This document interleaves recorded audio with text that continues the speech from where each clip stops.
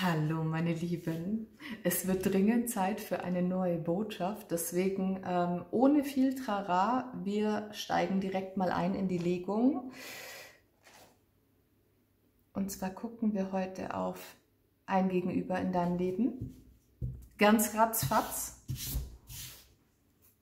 ein bisschen Stalking,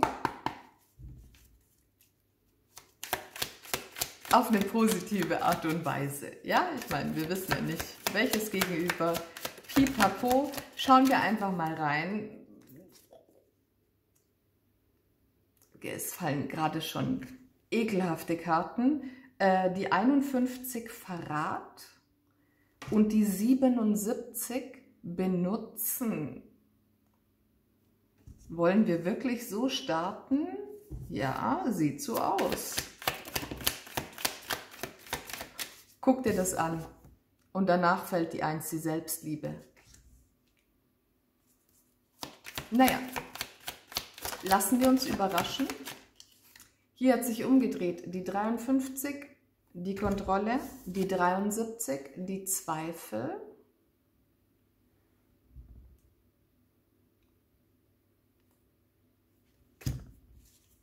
Und die 83 unterm Deck, sich ungewollt fühlen. Das ist toxisch. Das ist ja sowas von toxisch. Oh mein Gott. Ich habe keine Ahnung, von wem diese Energie gerade ausgeht. Deswegen gehe ich gleich mal in die Klärung mit den Tarotkarten, weil ich weiß nicht, ist es hier die Verbindung zwischen dir und diesem Menschen? Ist es eine Verbindung innerhalb einer Dreier- bzw. sogar Vierer-Konstellation? Was ist da los? Jemand ist sich selbst nicht treu, jemand ist einer anderen Person nicht treu, egal jetzt auf welcher Ebene. Ja? Hier spielen Ehrlichkeit, Vertrauen spielen hier eine große Rolle. Also es muss jetzt nicht unbedingt sein, Untreue in Bezug auf Fremdgehen, sondern es kann auch einfach sein, dass man zu seiner eigenen Wahrheit nicht steht, nicht stehen kann, warum auch immer. Oder dass man gewisse Wahrheiten einfach nicht ausspricht, gewisse Wünsche und Träume auch. Bevor wir jetzt spekulieren, gehen wir in die Klärung und gucken wir, was Sache ist. Also etwas wird festgehalten, etwas wird unterdrückt, Gefühle werden unterdrückt, Wünsche und Träume werden unterdrückt. Hier sind so viele Zweifel, Selbstzweifel, genauso aber auch Zweifel an einer anderen Person und somit entsteht immer irgendwo eine Art emotionale Distanz.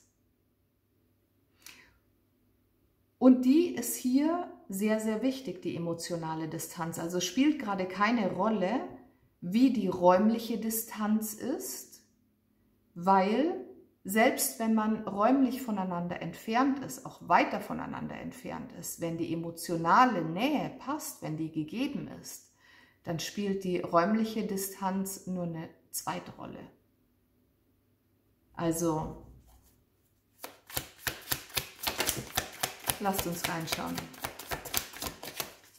Die 4 der Schwerter für Verrat und Benutzen. Okay, eine alte Thematik. Die 9 der Kelche für die Selbstliebe. Die Sonne für die Kontrolle. Oh. Das ist geil. Schlechte Erfahrungen heilen, verarbeiten, ein bisschen egoistisch werden, um die Selbstliebe wiederzufinden, das Erkennen von Kontrollthemen, das Beleuchten von Kontrollthemen, Blendungen und Verblendungen aufdecken, Licht ins Dunkle bringen. Was bekommen wir noch für die Zweifel? die 3 der Münzen. Und unter dem Deck der König der Münzen für sich ungewollt fühlen. Was ist das für eine geile Energie? Wie geil ist das denn? Dieses Toxische, was wirklich richtig, richtig eklig ist, das scheint hier ein Teil der Vergangenheit zu sein, beziehungsweise eine Ursache in der Vergangenheit, die sich jetzt aber durch Zusammenarbeit auflösen kann. Und ich finde es total krass. Pass auf, die Sache ist die, weil wir hier ja haben den König der Münzen und hier drunter, unter dem König der Münzen, liegt die Königin der Münzen. Ist es nicht geil? Also pass auf, die Sache ist die. Diese ganze toxische Energie, das scheint mir, als hättest du das erlebt in deiner Vergangenheit. Ich weiß nicht, ob mit dieser Person, um die es hier geht, also dieses Gegenüber. Ach, Mist. Oh, jetzt kommen gerade so viele verschiedene Szenarien hoch. Okay, bleiben wir mal bei der einen Sache.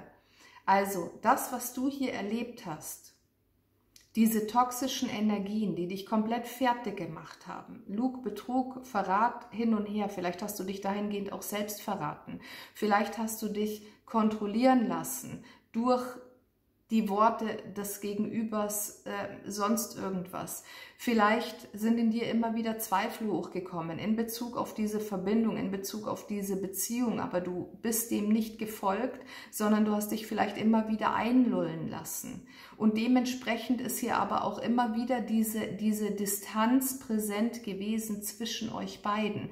Das Gleiche kann aber natürlich jetzt auch sein, dass das die Energie deines Gegenübers ist, diese toxische Energie, das, was er erlebt hat in seiner Vergangenheit und nun in diesen Wandel kommt. Also der Wandel ist so oder so da, wenn wir uns das sehen, ja, wenn wir uns das anschauen.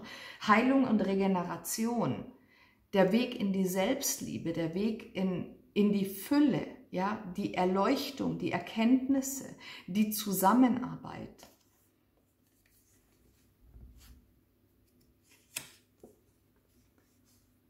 Und wen das jetzt auch immer betrifft, ob das deine Erfahrung ist, diese toxische Energie, oder ob das die Erfahrung des Gegenübers ist, so oder so kommt hier Festigkeit und Beständigkeit mit rein. Weil dieses sich ungewollt fühlen, diese Form von emotionaler Distanz, dass hier der König der Münzen kommt, um für Ausgleich zu sorgen, das hat eine Bedeutung. Ja, das ist die Erde, das ist die Festigkeit, das ist die Stabilität, das ist die Konstante.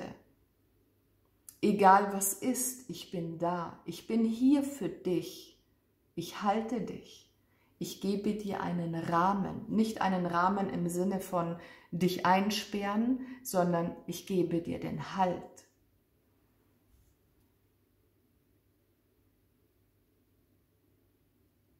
Ist das nicht geil? Ich muss kurz noch ein bisschen tiefer reingehen in diese Geschichte. Also ein bisschen in der Vergangenheit rumpopeln.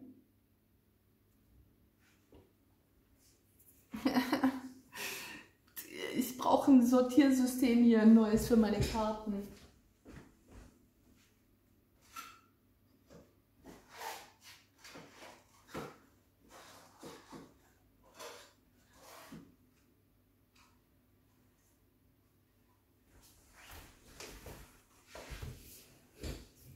Da bin ich wieder.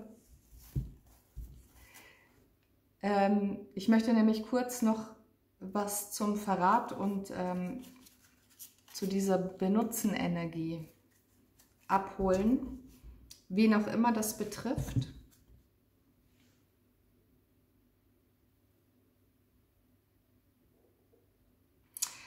Ja, okay, gut. Nur mal kurz zur Info am Rande. Wir haben hier oder wir haben hier eventuell sogar mehrere unterschiedliche Szenarien mit drin. Was hier aber komplett ausgeschlossen ist, und beachte das bitte, wenn du das hier anschaust jetzt. Dieser Mensch, wenn es zum Beispiel deine Energie ist und du hast dich eine Zeit lang in dieser toxischen Energie befunden und bist da durchgegangen. Der Mensch, der jetzt hier steht, das ist nicht der gleiche, der dich wie Dreck behandelt hat. Ja? Dieser plötzliche Wandel, das ist nicht die Person, der dich damals so behandelt hat.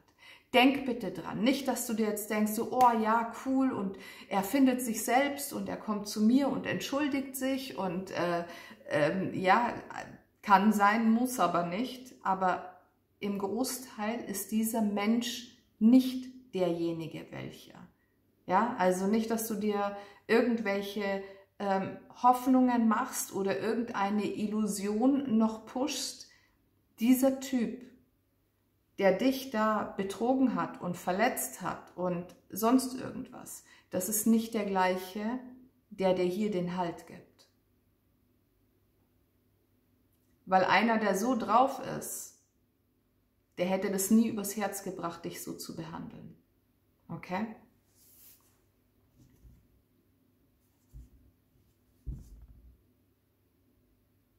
Ja. Irgendwas muss ich noch dazu sagen.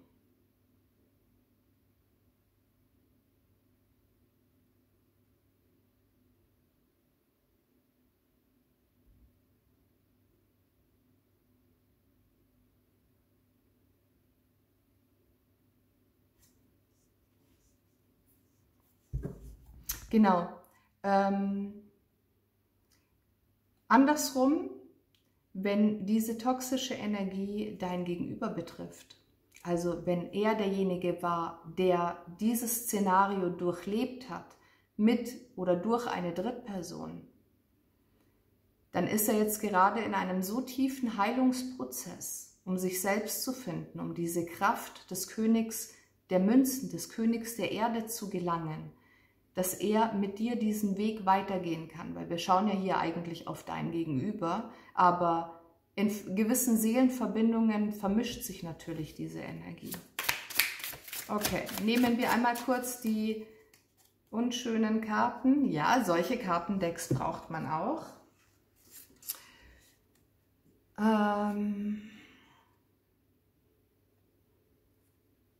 Okay, also es gibt hier eine Drittperson, einen Dritteinfluss aus der Vergangenheit. Ich schaue jetzt gerade speziell auf diese Energien, ja, Verrat benutzen, was auch immer hier vorgefallen ist. Hier war jemand, der hat absichtlich so gehandelt, absichtlich jemanden hintergangen, hat das Mindset auch schon, hat sich aber nie irgendwie offensichtlich verhalten. Was haben wir hier noch? Okay, also ein wahrhaftiger Betrüger im Sinne von mehrere Aktivitäten außerhalb der Beziehung haben. Ja, ich zeige das hier mal ganz kurz. Also diese Person, die hier involviert war in der Vergangenheit, entweder ein Ex-Partner von dir, ja, der hier richtig heftig in die Kacke gehauen hat, wenn ich das so sagen darf, oder eben ein Ex-Partner, eine Ex-Partnerin deines Gegenübers.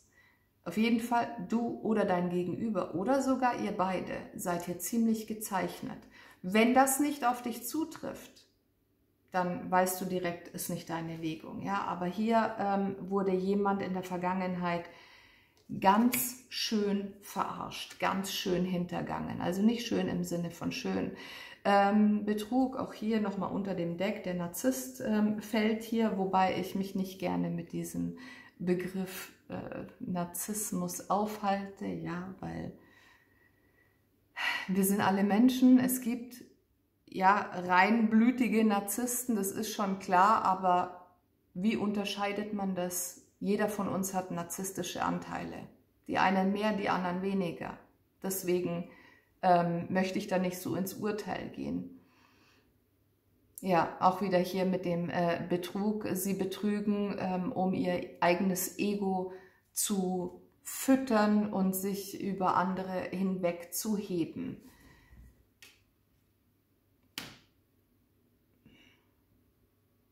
Wenn man mit so einem Menschen mal zu tun hatte in seinem Leben, dann ist man tatsächlich gezeichnet in der Zukunft. Das ist wirklich, also hochtoxisch, wie die Energie am Anfang des Videos das auch gezeigt hat. Das ist wirklich abartig. Und dass man dafür dann Heilung braucht, viel Heilung, das ist klar. Sowas haut einen komplett von den Socken. Das braucht Zeit. Und die Zeit arbeitet einfach mit uns. Also man kann nichts übers Knie brechen, man muss keinen Druck aufbauen, keinen Zwang aufbauen, egal in welche Richtung, ob das jetzt deine Thematik ist oder die deines Gegenübers. Das sind Dinge, da können sich ja sogar über Monate oder Jahre hinweg noch alte Energien zeigen, dass die wieder hochkommen und sagen so, hallo, hier ist noch ein Fetzen, das ist noch nicht bearbeitet. Gewisse Trigger, die immer wieder mal sich zeigen, ja, die Dinge, die verarbeitet sind, da ist keine Emotion mehr dahinter, aber alles, was nicht verarbeitet ist, zeigt sich gerne mal noch in der Zukunft.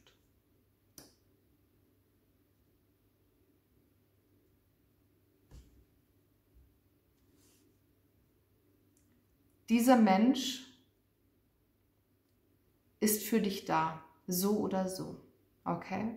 Also entweder die eine Reisegruppe, das war deine Erfahrung, das ist deine Energie und du hast hier einen Menschen an deiner Seite, der dich so tief unterstützt, wieder in deine Selbstliebe zu finden, die Wahrheit zu erkennen. Der arbeitet mit dir zusammen, der hilft dir zu verstehen, der unterstützt dir, ist dein Anker, ist dein Fels in der Brandung.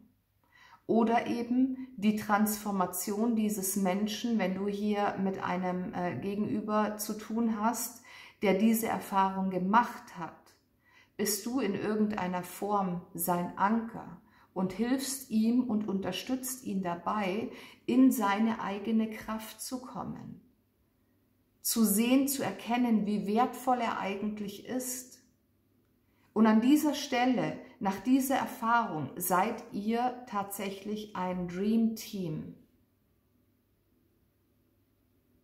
Da ist so ein schönes Gefühl mit drin in der Klärung des Angenommenwerdens, des Akzeptiertwerdens. Ich nehme dich so, wie du bist. Ich nehme dich an, voll und ganz.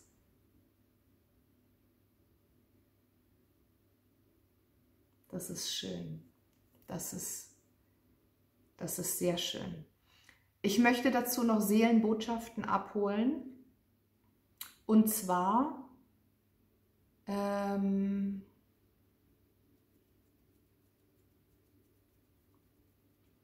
was kann ich denn jetzt fürs Gegenüber abholen?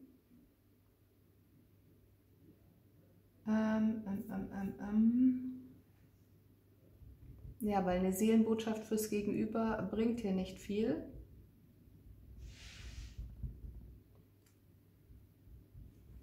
Dann holen wir einfach eine Botschaft, falls das deine Energie ist, das, was du hier durchgemacht hast mit einer anderen Person in der Vergangenheit, die dich so hintergangen hat. Und du hast jetzt hier eine Person, die dich wirklich schätzt, und das anerkennt, was du durchlebt hast. Ja, das ist hier nicht irgendwas mit wegdrücken und ja, vergiss es doch einfach. Nee, dieser Mensch, der steht zu dir und der steht dir bei. Und von diesem Menschen möchte ich gerne eine Nachricht, eine Botschaft an dich.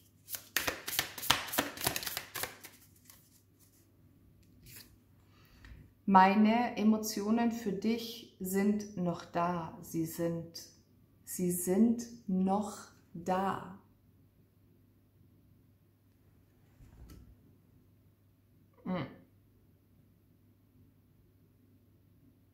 Es kann sein, dass es sich hier um eine Person auch aus der Vergangenheit handelt, die das alles miterlebt hat. Also es muss keine kein neues Gegenüber sein. Es kann auch jemand sein, der die Zeit miterlebt hat, in der du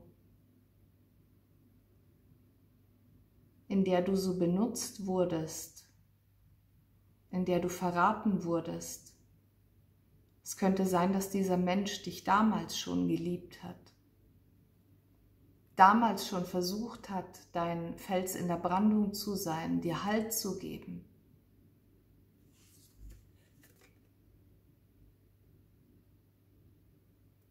Manchmal ist es so, wenn man so dermaßen drin ist in einer, ich sage jetzt mal, in einer Scheißbeziehung, dann nimmt man vielleicht die Menschen im Außen, die besonders für einen da sind, gar nicht in der Form wahr, wie sie eigentlich für dich fühlen.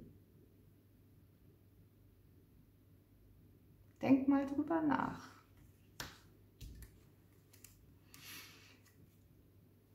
Oh, okay, ich habe mich in dich verliebt in dem Moment, als wir uns trafen, als wir uns begegnet sind. Hier gab es einen bestimmten Punkt innerhalb eurer Begegnung, wo dieser Mensch einfach wusste, du bist es. Egal, welche Baustellen du auf deinem Buckel trägst, egal, was du in der Vergangenheit mitgemacht hast. Das ist ein Commitment, eine Zusage dafür, ich stehe zu dir. Ich gehe diesen Weg mit dir gemeinsam.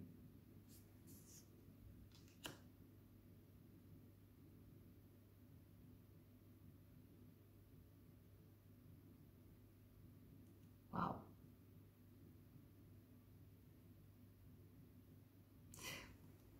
Okay. Nochmal kurz zurück zum eigentlichen Thema, weil wir hatten ja vorhin auch gesagt, wir gucken hier aufs Gegenüber. Also das war jetzt quasi dafür, falls es deine Energie ist, aus der dir dein Gegenüber raushilft oder wo er dich darin unterstützt. Und dann möchte ich noch darauf gucken, als Energie des Gegenübers, wenn er diese ganze hässliche Energie durchlebt hat quasi und jetzt gerade dabei ist, sich mit deiner Hilfe daraus zu schälen, dies alles zu verarbeiten, dies alles zu heilen. Da möchte ich jetzt mal kurz einen Blick in die Zukunft werfen, wie es für euch beide weitergeht. Also anhand seiner eigenen persönlichen Transformation.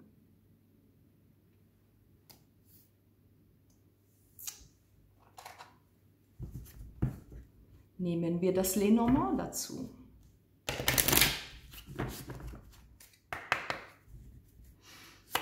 Was zeigt sich auf eurem Weg, nachdem er das alles mitgemacht hat?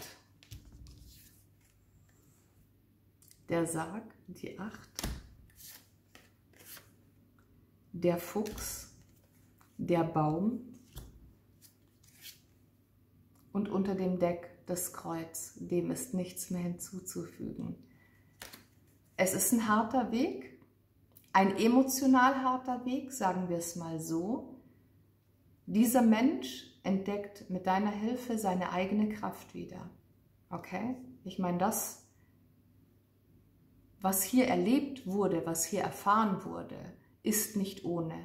Dann überhaupt in die Kraft wiederzukommen, nach einer gewissen Zeit und einem anderen Menschen, einem anderen Gegenüber wieder zu vertrauen, vertrauen zu können, Vertrauen zu schenken, das ist ein großer Schritt und das ist ein mutiger Schritt und an dieser Stelle muss man sagen, das schafft nicht jeder. Okay?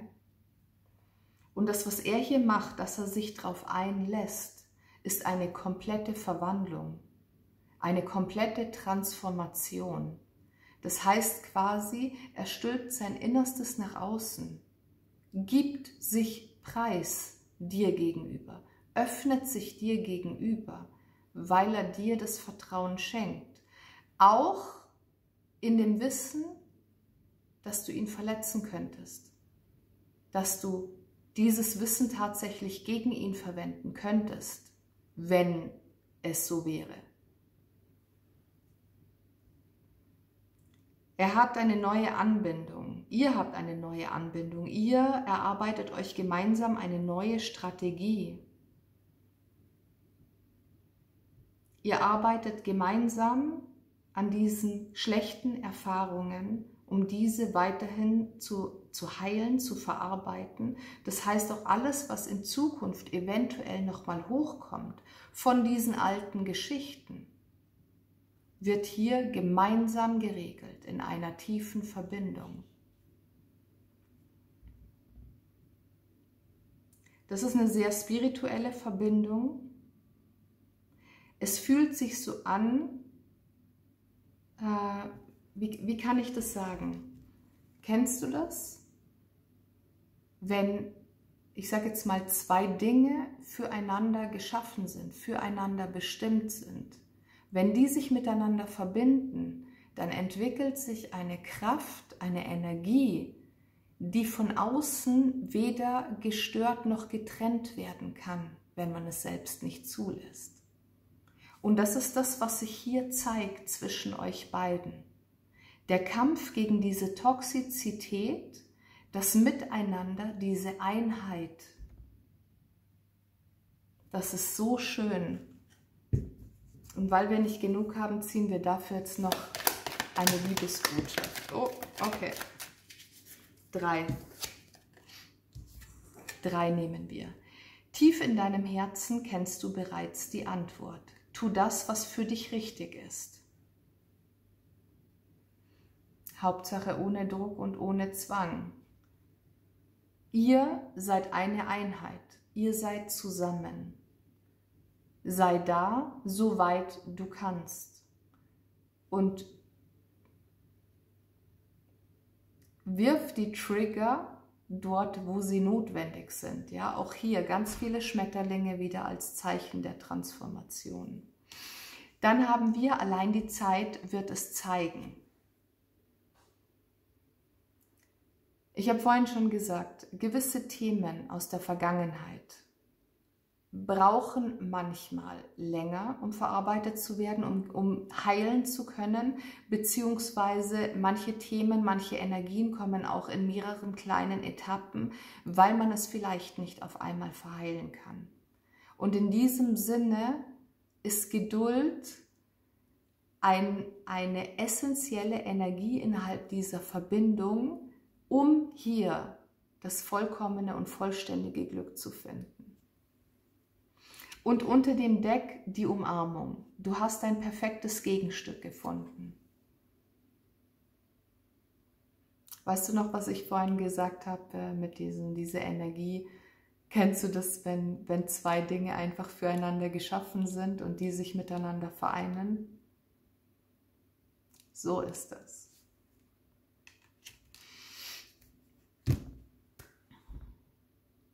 Schön. Wie kann sich etwas so abartig Toxisches in so viel Kraft verwandeln? Da siehst du mal wieder, es ist alles möglich. Alles Liebe. Bis zum nächsten Mal.